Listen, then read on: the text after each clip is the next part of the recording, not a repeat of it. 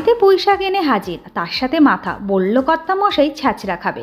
আর যেমন কথা তেমন কাজ। জলের মধ্যে নুন আর একটুখানি মিষ্টি দিয়ে পুঁই শাকটা সিদ্ধ বসিয়ে দিলাম। এদিকে বেগুন আলু কুমড়ো কেটে নিলাম আর মাথাতে নুন হলুদ মাখিয়ে নিলাম। এদিকে শাকটা সিদ্ধ হয়ে গেছে, জল ঝরিয়ে রেখে দিলাম। আলু ভেজে নিলাম, কুমড়ো ভেজে নিলাম, বেগুন ভেজে নিলাম আর তার সাথে মাছের মাথাটাও লাল লাল করে ভেজে তুলে নিলাম।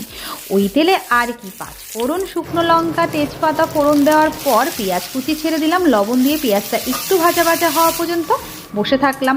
তার মধ্যে দিয়ে দিলাম 1 চামচের মতন রসুন বাটা। তারপরে টমেটো দিয়ে ভালো করে কষিয়ে 1/2 চামচের মতন লঙ্কার গুঁড়ো, হলুদ গুঁড়ো দিয়ে, আদা বাটা দিয়ে 1/2 চামচের মতন, মশলাটা একটু জল দিয়ে কষাবো। তার সাথে ঝালের জন্য লঙ্কা কিন্তু আপনাদের পছন্দ মতন দিয়েছি। 1 চামচ জিরার গুঁড়ো দিয়ে মশলা ভালো করে কষে গেলে ভাজা ভেজিটেবিলগুলো দিয়ে একটু কষিয়ে, মাথা দিয়ে কষিয়ে, শাকটা দিয়ে আরেকটু নাড়াচাড়া দিয়ে সামান্য স্বাদ অনুসারে চিনি দিয়ে নাড়িয়ে চাড়িয়ে সামান্য একটু জল দিয়ে এবার বসিয়ে দেবো ঢাকনা দিয়ে ঢেকে।